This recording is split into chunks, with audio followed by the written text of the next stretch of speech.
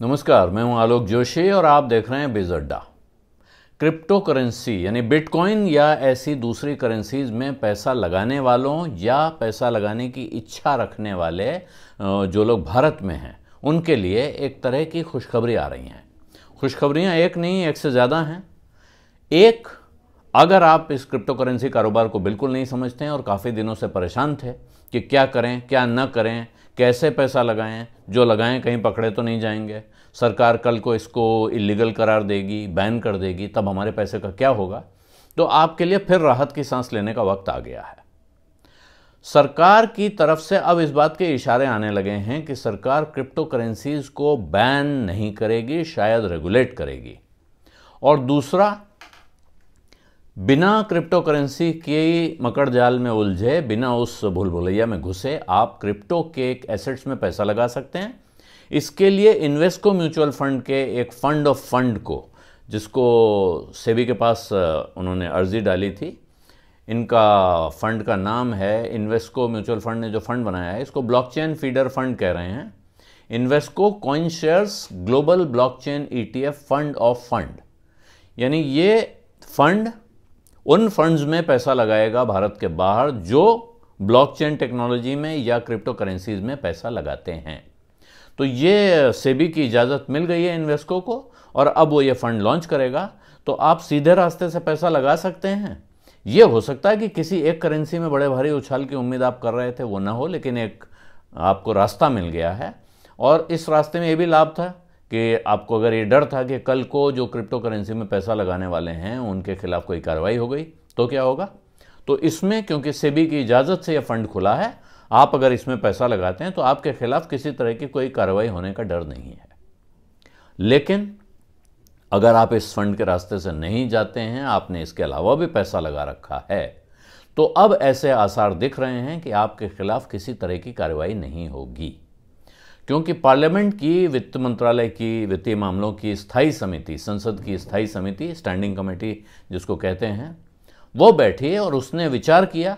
और जयंत सिन्हा साहब जो पूर्व वित्त मंत्री रहे हैं, वित्त राज्य मंत्री थे वो, और जो आर्थिक जानकार हैं, अंतर्राष्ट्रीय कंपनियों में काम करके आए हैं, उनकी अध्यक्षता में ये मीटिंग बैठी और उसने विचार किया है। और सूत्रों के हवाले से खबर है, ये खबरें सारी सूत्रों के हवाले से, ध्यान रखिएगा। पहली वाली सूत्रों के हवाले से नहीं है, ये खबर इन्वेस्को वाली तो खबर है क्योंकि उसको फंड की परमिशन मिली है, उसने अर्जी दी थी। लेकिन ये मीटिंग हुई है, ये पक्की खबर है। लेकिन उस मीटिंग के अंदर क्या हुआ है, जब तक औपचारिक रूप से बताया नहीं जाता है तब तक वो खबर सूत्रों के हवाले से ही रहेगी।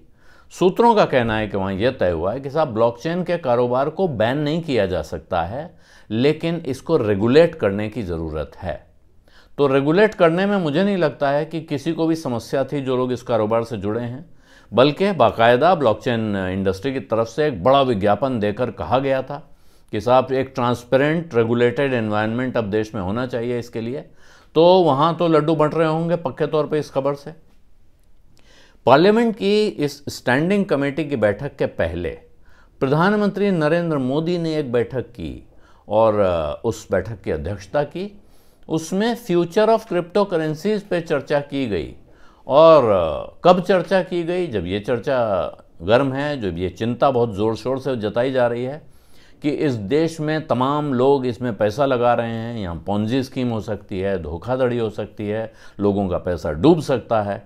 बिटकॉइन और दूसरे क्रिप्टो करेंसीज पर बहुत सारे सवाल उठ रहे हैं दुनिया में कि भाई ये तो मनी लॉन्ड्रिंग के लिए, टेरर फाइनेंसिंग के लिए एक बड़े भारी टूल के तौर पे सामने आ सकता है। तो ये सारी चर्चाओं के बावजूद सरकार का कहना है कि सब हम इसके खतरों के बारे में भी सोच रहे हैं, हम सजग हैं और हम इस बात के प्रति भी सचेत हैं कि ये एक उभरती हुई टेक्नोलॉजी है, नई टेक्नोलॉजी है, हमको इस पर नज़र रखनी पड़ेगी और प्रोएक्टिव स्टेप्स लेने होंगे। यानी कि टेक्नोलॉजी आगे चली जाए फिर हम उसके पीछे कानून बनाएं, इसके बजाय हमें पहले नियम कायदे बना के तैयार रहना होगा।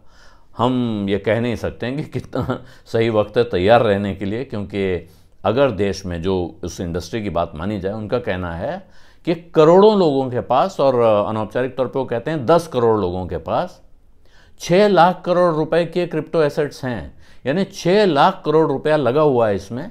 तो अगर ऑलरेडी इतना सब कुछ हो चुका है, तमाम अखबारों को देख लीजिए भरे हुए हैं इसके विज्ञापनों से।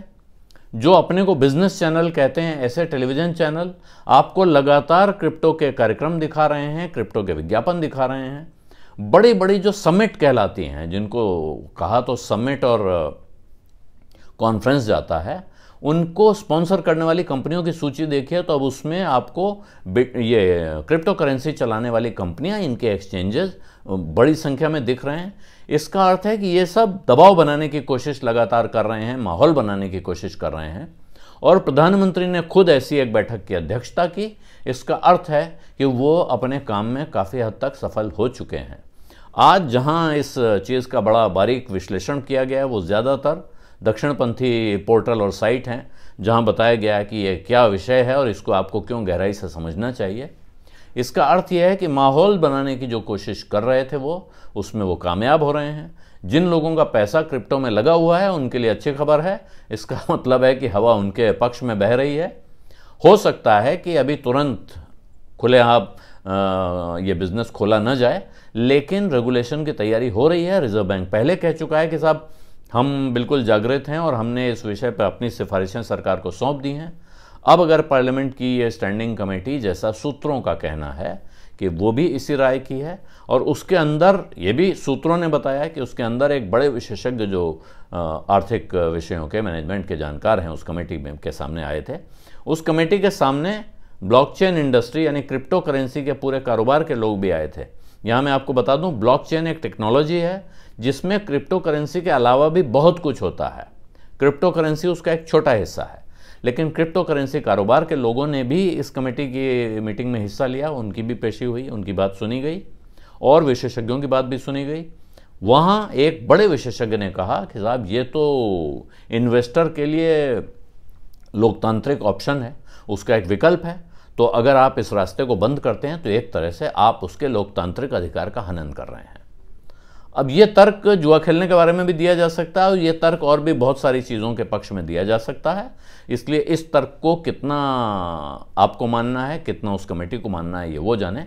मैं आपको सिर्फ ये कह रहा हूँ कि माहौल की पूरी तैयारी हो चुकी है, बड़ी संख्या में माहौल बन रहा है और इस बात के आसार अब लग रहे हैं कि सरकार किसी भी दिन आपके सामने ये इस बात की रूपरेखा रख सकती है कि अब आपको कैसे क्रिप्टो करेंसी में कारोबार करने की इजाज़त मिलेगी। जिनके पास पहले से है, इजाज़त मिलने से पहले हो सकता है उन पर किसी तरह की फ़ीस लग जाए, लेकिन मुझे नहीं लगता है कि उनमें से कोई भी फ़ीस लगने से चिंतित था। तो बिज़ अड्डा में आज इतना ही। यहीं मैं आपसे इजाज़त चाहता हूँ, लेकिन एक बात ध्यान रखिए कि ये बिज़ तक जिस पर बिज़ अड्डा चलता है उसका नया रंग रूप आपको कैसा लगा, ये हमको बताना ज़रूर याद रखिए। कमेंट बॉक्स में लिखिए ताकि हमें पता चले कि जो बदलाव किए गए हैं वो बिज़ तक पे भी किए गए हैं, साथ में न्यूज़ तक पे, यानी सारा तक चैनल्स का जो पूरा ग्रुप है उसका आपने देखा होगा रूप रंग बदला गया है, यानी नए रंग रूप में दिख रहा है। तो ये नया रंग रूप आपको कैसा लग रहा है, अच्छा लग रहा है, कोई कमी लग रही है, वो अपनी राय ज़रूर लिखिए। और अब इजाज़त दीजिए। धन्यवाद, नमस्कार।